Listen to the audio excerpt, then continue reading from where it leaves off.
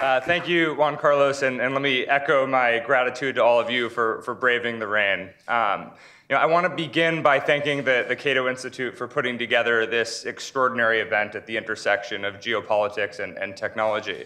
Over the years, I've been deeply impressed by Cato's thought leadership on a multitude of issues.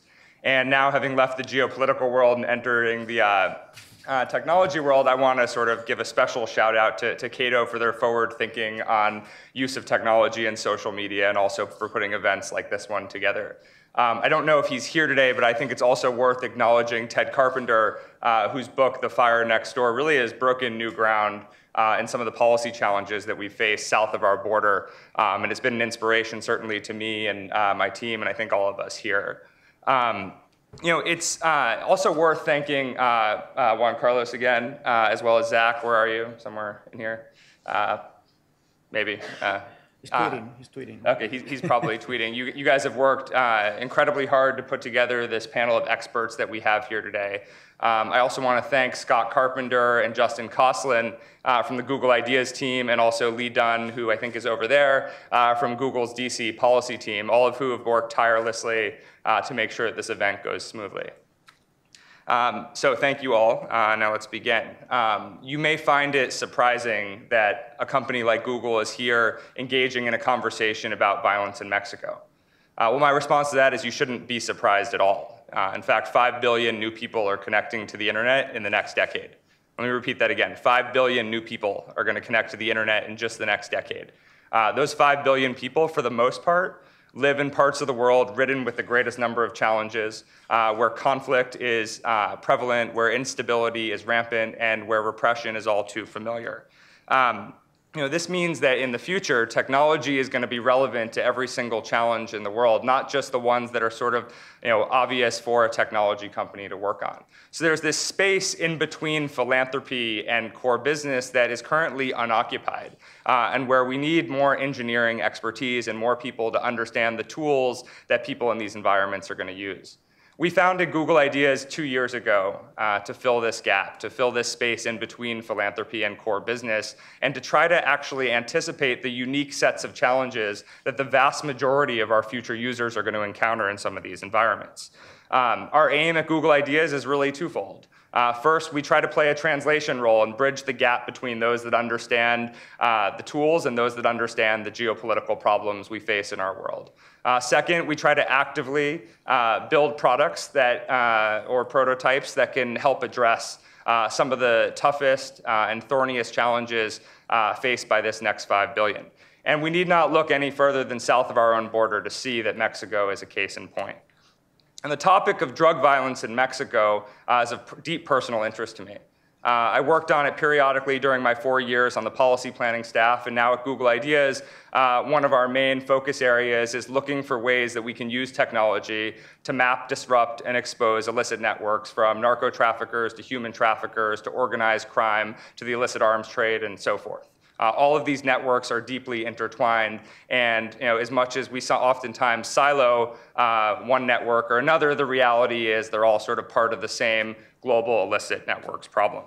Now, I certainly don't claim to be an expert on Mexico. That's what this panel is here for. You have individuals with deep knowledge and on-the-ground experience. But like many, I have a perspective, and I'll take advantage of standing here at the podium to share that perspective with you.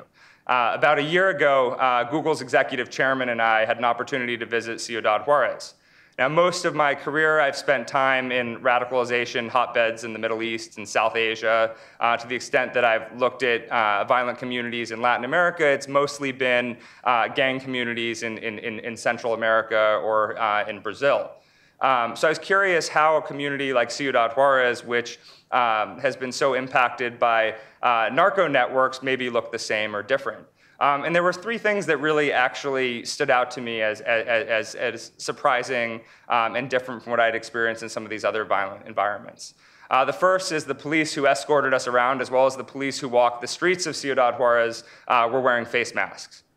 To me, there was no greater illustration of how deeply embedded fear is in a society than the law enforcement that's tasked to protect the population actually wearing face masks. Not to mention, you can't imagine what this would do psychologically to a population to stifle their sort of enthusiasm for engaging with law enforcement, since they actually do have to show their faces. The second is, it was fascinating to me to stand there in Juarez and look across the border in El Paso and see that it's really the same city with a wall going through it, which just reinforced this notion that this problem is in our own backyard and is so deeply intertwined between American society and Mexican society. And then the third observation I made, and I would say this is the most interesting to me, the most surprising, and probably the most prescriptive, which is the invisibility of the problem to somebody like me coming from the outside. You know, there was no equivalent of MS-13 tags on the walls. There was no equivalent of 18th Street graffiti. There was no equivalent of a lot of the deification of radical leaders in different hotspots in the Middle East and South Asia. I asked one of the police officers driving around with us if he could point to something in Juarez that would sort of demonstrate to me or illustrate to me the presence of the cartels in this community. And he said the only way to actually sort of know that they're here is to talk to people. There's no sort of visual representation. And so that's what we did. We talked to victims of violence, we talked to bloggers, we talked to people who'd been extorted, threatened, community leaders, local politicians, and just ordinary citizens. And what we learned is that all of the data, all of the intelligence, all the information about where the cartels operate, where the activities are taking place, where the drugs are moving, it all exists within the community. All of that, there's no shortage of data. The problem is how to actually make that data public. And the problem is individuals are too afraid to report crimes because of retaliation, not surprisingly. Second is they have very little trust in the police. The police are often infiltrated by these organizations. And then the third is even if they do trust the police and law enforcement, there's very little confidence that if they report a crime, blow the whistle, share intelligence, that it's actually going to lead to something actionable. So why take the risk? Now these sort of observations were somewhat disruptive to my thinking, but in a useful way. And the reason for that is it immediately got me thinking about free expression.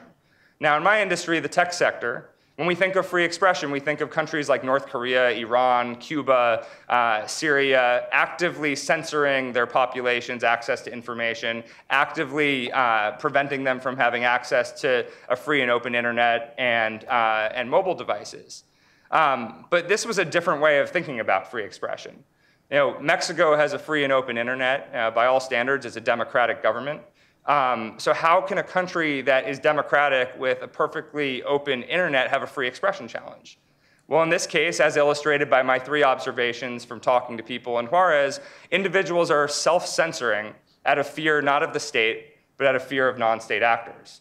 And so it sort of makes you ask the question, what's the point in having free and open access if you don't have freedom from fear? And this is the fundamental problem that people are dealing with in Mexico.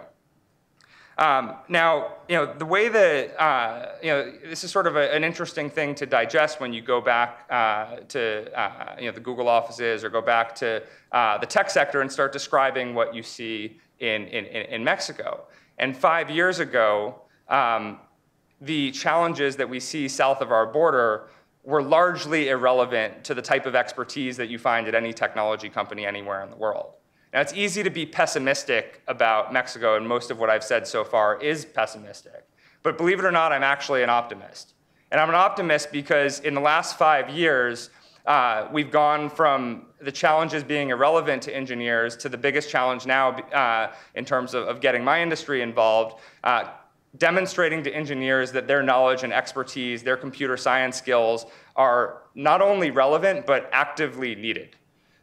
Because the challenges that I mentioned where people are self-censoring out of fear, these are challenges where technology can play an enormous role. The wild card in Mexico is the enormous growth of connectivity, the rapid spread of mobile devices and internet access, and this is raising expectations on the part of the population. It's increasing accountability, it's increasing transparency, but it's also creating more options and more avenues through which people can actually intervene to help. And then, of course, the greatest impact will be around data. As I mentioned, all of the data exists within the communities. The data exists on the ground, it's increasing every single day, it just hasn't been properly visualized, it has not been properly extracted. And so there's a unique opportunity to tell a compelling story about what's actually happening in Mexico. And then finally, I'll leave you with a fundamental belief of mine of why this is all going to be a net positive with the sort of growth of technology in Mexico, which is that ultimately illicit networks of the future are going to have to opt into technology. It's very difficult for them to stay relevant and move goods around and engage without using some kind of technology. And so yes, this has short-term benefits, it expedites their communication, et cetera. But at the end of the day, it increases the room for error. And by illicit networks opting into technology, they're not just running the risk of their own errors, they're running the risk of anybody in their network slipping up and making a mistake. And even bad organizations and even illicit actors make many mistakes as well. And so the best way to actually think about the future in Mexico is more data, more technology, more engineers helping the geopolitical experts like those on this panel troubleshooting those challenges, and more events like the one that we have today. Thank you.